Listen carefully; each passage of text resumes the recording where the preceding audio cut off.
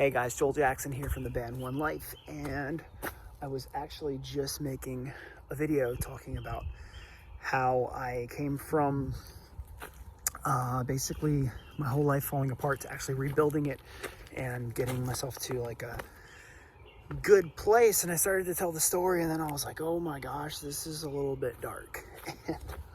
Sorry, I just dropped a really expensive memory card, but I picked it up.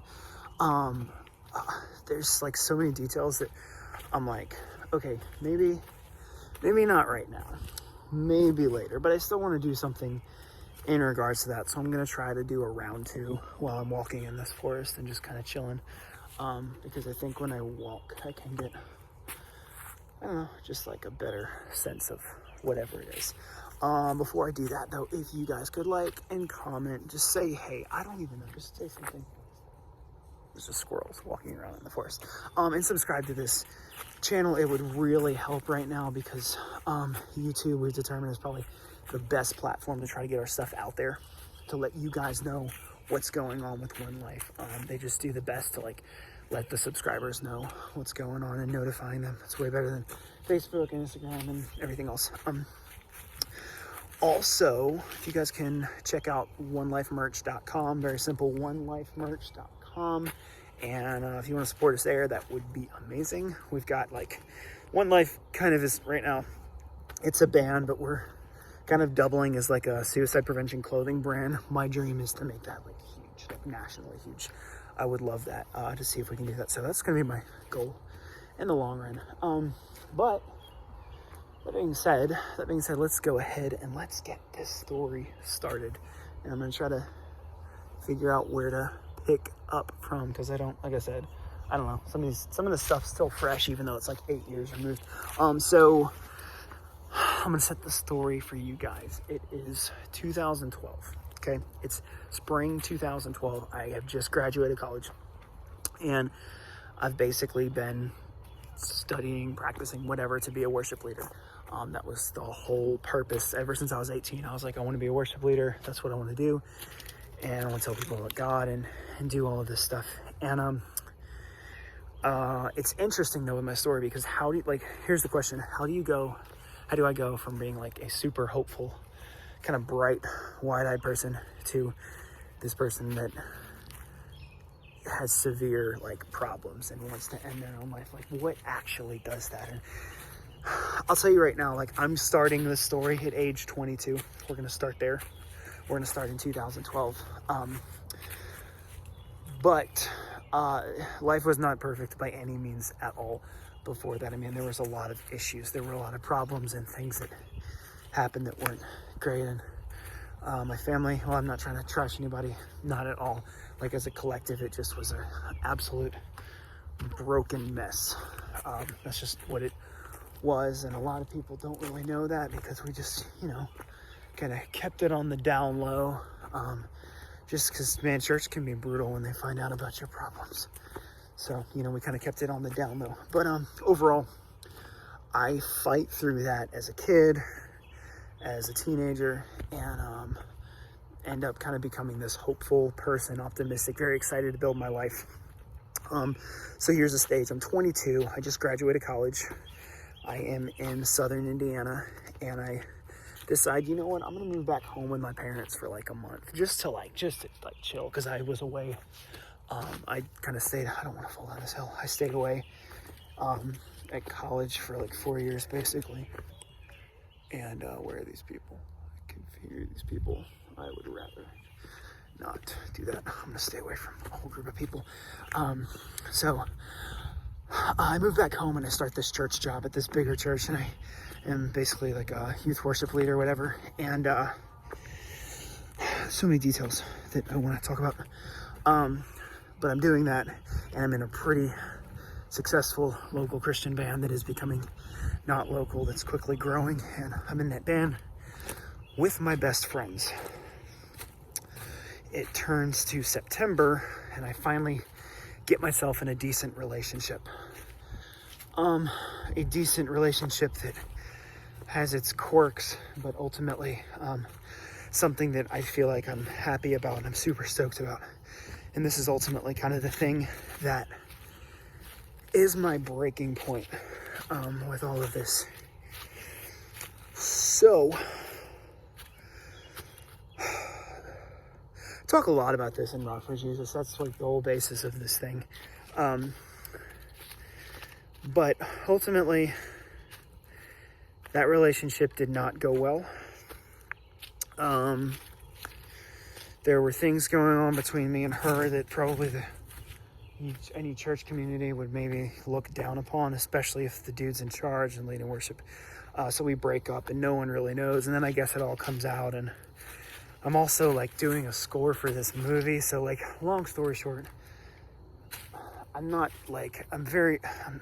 famous, but I'm pretty well known locally at this point. Like, I'm waking up to 20 to 50 messages on Facebook, text message, whatever, at the time. So like, I'm getting pretty well known, and it's one of those things. I've just got this kind of whole community against me because this relationship goes bad, and then it just kind of is this toxic thing. And the reason I say that is this all starts this weird pattern, and this is 2013.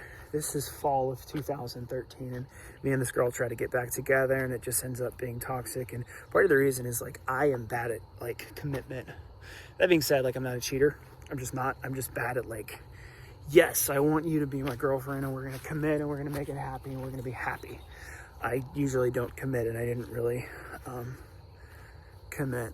So we break up, and man, I just like, for the past year, I had experienced like what I would call like local fame. I mean, I was just doing a lot of big stuff, and I had a big circle of people that knew me and cared about me, and I'm doing all these different things. And it kind of peaked at 2013, and then I don't know, 2014 rolls around, and I find out that the girl ends up getting in another relationship. And this is March 2014, and this thing comes over me, and I don't know what it is. I don't know. I will never totally understand this, but for whatever reason, I like was desperate to like get her back, and I tried, and it didn't work out. And then like, it's like she lived with me in my head every second of every day. What did I start to do? I'd never read a book, believe it or not. I knew how to read, but like never a full book. And for whatever reason, the thought of not being with her, I felt like I lost out on my one shot to have one young love, which I did miss that.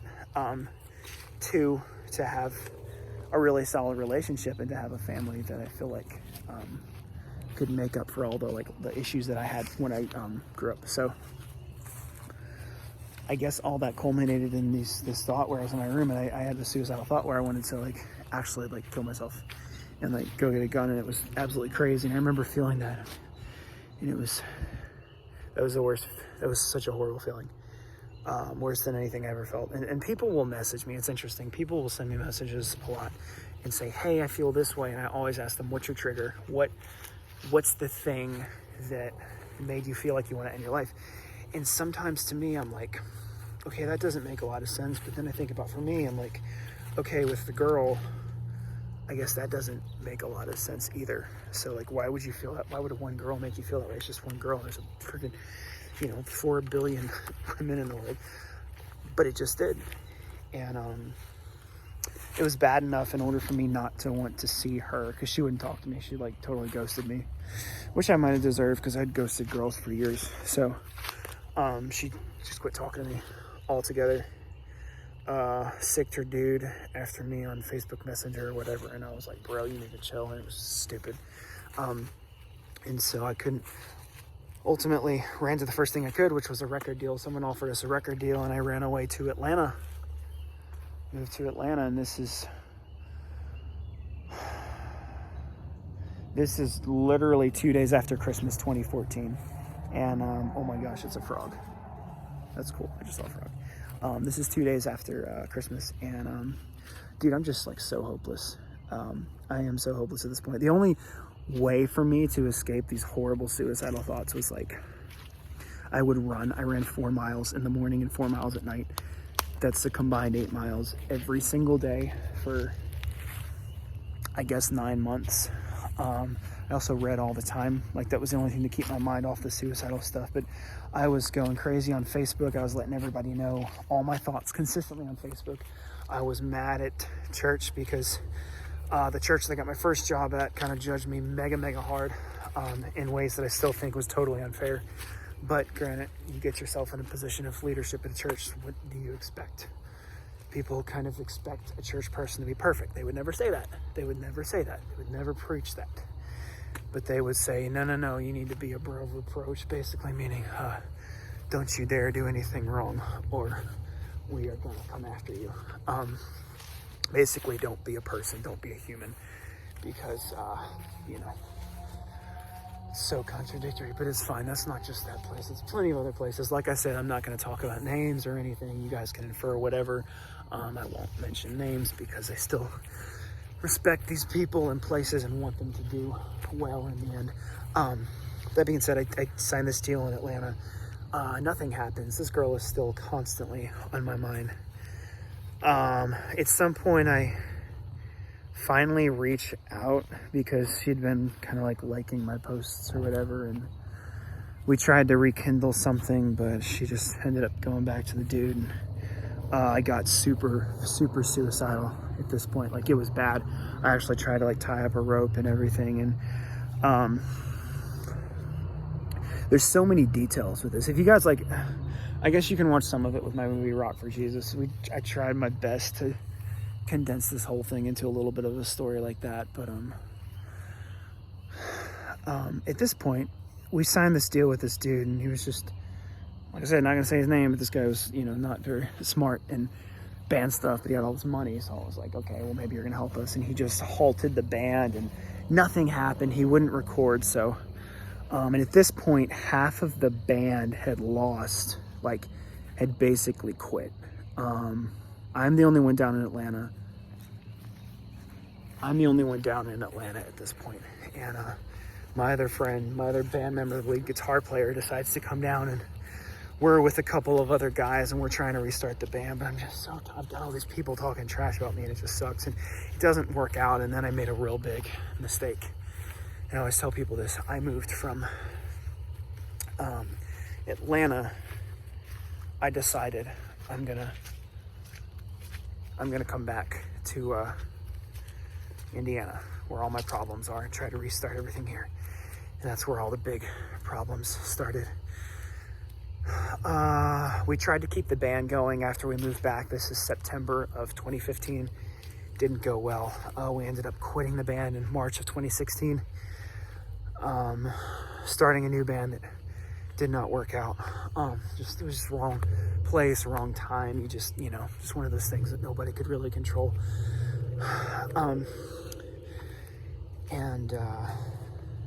I found myself with, from me in 2012, which is year 22, you can pretty much get, like, every girl wants to date you. You've got all these friends, huge circle of friends and fans. To me, my best friend, and a bunch of people that did not like me and were talking trash, and I was broke out of my mind. I didn't tell you this, but 2012 I was making a lot of money.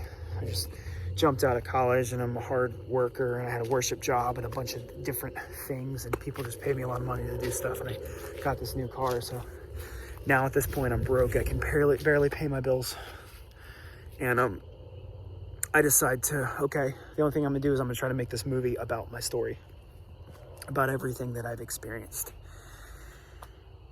And 2017 rolls around, and I'm still, like, just so you guys know, this girl is in my head 24/7, every second of the day. I don't understand it. I just don't understand it. But this chick is in my head every second of the day. And I make my movie, and I quit the band that didn't work, the wrong place, wrong time band. We quit that. And I'm not really in music, and my friend kind of gets distant. There's a lot behind that, but like I said, guys, want to respect people. And it's one of those situations that I find myself in. 2018, August of 2018, we decided to show my movie. I sit up there, and there's 300 people here about to watch my movie. All the fans that I had left, kind of the new people that I knew. And I'm not in a band, not doing anything at this point, except I just finished my movie. And I'm watching these scenes in this movie, and I'm like, everything you did fixed nothing. That was the thought in my head. I said, you just did nothing. Granted, Rock for Jesus, a year later, ends up doing really great things for people, and that was the continuation of that story. But it was like, bro, you have been 4 years, like, really, really sad, suicidal, no meaningful relationships, nothing that's made you happy. There was not one happy moment. I didn't have one happy moment from 2014 up until the spring of 2019. Spring of 2019, here's where I'm at. It's another factor. 2016, I said, God isn't real. God doesn't exist. God has abandoned me. God's not there. It's part of it. In the Rock for Jesus trailer, the first line I put is, God has abandoned me. That was my thoughts. So I stopped believing in God. I said, God's not real. And I legitimately kept it a secret and stopped believing in God from the summer of 2016 to spring 2019. And all the while I had this friend, and she was like a really close friend, and we tried to date several times, but just didn't work out super well. And she moves on to someone else, and I feel so alone. I feel so ridiculously alone. Like, it's just not a good situation. And I get really suicidal. Like, I actually go out and buy a gun this time, and almost do it, but I decided to go to sleep that night, and for whatever reason, this is where everything changed. Here's what I need, okay? In order to be happy, I say this every time when people tell me that I do this creative thing or I do the video or whatever. I am a singer in a band with a story. And I thrive off of singing in front of stages and hanging out with people at shows. That is what I thrive off of. That's what makes me happy. I had not been doing that since mid-2014. And the reason I hadn't been doing that is because we signed this stupid deal, and the dude told us to stop everything. Rednecks are so crazy. The trucks always rev up, I swear. Oh, compensation, man, it's rough. So I decide, you know what?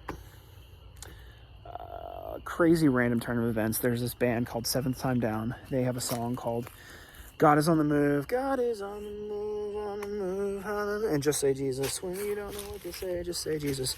They're a pretty big band. And they want me to go on tour with them as a videographer. I was like, okay, but like, still not a Christian. Like, this is year 3, and I'm just like, I don't believe any of this stuff. It's stupid. And I go on tour with them and Jason Gray and a couple other people. Jason Gray's another big name. And it changes my life. It ropes me back into 2012 excited Joel Jackson. That's what it does. And I say, okay, I'm going to start a new band on my own terms, not on anyone else's terms, not because I'm trying to make anyone else happy, but I'm going to start, and I'm going to stand for suicide awareness and prevention, and I'm going to try to figure out this faith stuff. And while I would 100% admit to anybody that the faith stuff can be rocky at times, and I'm still very confused, I do have a new sense of, belief and understanding that, I think something's chilling out and watching out for me. So I'm back. I am back. And people who have met me, who knew me back in 2014, haven't talked to me, have told me, they're like, dude, like, you're back. Like, there's like this glow in your eyes or whatever. It's so interesting what depression and all that does to your actual life and your face and your body. And I gained so much weight, and now I'm excited again. I'm like, this is stoked. I don't have a girlfriend. Never been married, don't have any kids. Everybody else has that. I'm doing something else, and it's pretty dope. I'm pretty excited. So, how to rebuild your life. Comment some of your story below if you want to, and just like, it's so complicated, but I would say the one thing that brought me back was in 2014, after that relationship and the girl, and she went away. I should have just said, you know what, dude, you're gonna go sing on a bunch of stages. You're gonna keep this band going and doing what you love, because when I quit the band and when it fell apart, I lost a piece of me. And in order for me to be happy, I have to be in a band. That's what I do. I love it.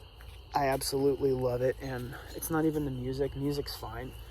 I love hanging out with people. These squirrels are freaking me out, man. They're like rustling the leaves behind. What in the world? Oh, it's a frog. Gosh. They're like rustling in the leaves everywhere. It's kind of scary. Like I'll be talking and then you hear, and I'm like,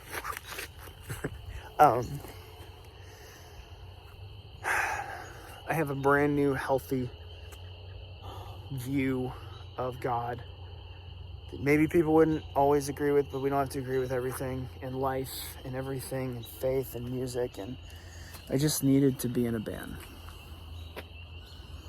I need to be in a band and give people hope. That's what I do. I'm just kind of hanging out now, you know, and this video is really long, but finally back, and that's worth so much to me, because I never thought I was going to be back. I never thought I was going to come back to actually say I'm happy and excited about life, because in 2012 I was this super excited dude that was so excited to start a band, have kids, get married, whatever. And now, so much later, I am kind of in the same situation, but I'm just stoked to be in a band again. And, you know, I'm not worried about anything else, really. And I'm not trying to please a bunch of people. I'm not trying to follow some crazy religious expectations. I'm just kind of hanging out. So, that's the story of One Life. The story of One Life is, here's how you get from darkness into light. And I'm going to build a massive clothing brand that's going to give people messages of hope. And we're going to play a lot of shows. And it's going to be super exciting. We're going to keep playing music. And I'm going to tell people my story. So maybe if someone like me feels the way that I did back in 2012 or 14, they can see my stuff and it can change their life. And they can be like, oh, wait, hold on. I'm not going to move away. I'm going to find the one thing I love, and I'm going to run to that. I'm going to gravitate towards it, and it's going to pull me through, because it pulled me through. That's it. Subscribe to this channel. Comment maybe something really dark you've been through, and we can kind of talk about it. Like the video. And I'm glad I made this. This is a very long video. This is not long enough because there's so many details that I feel like I missed, but I think it's the overall thing. Thank you guys so much. One Life, we love you, and subscribe to the channel. Goodbye.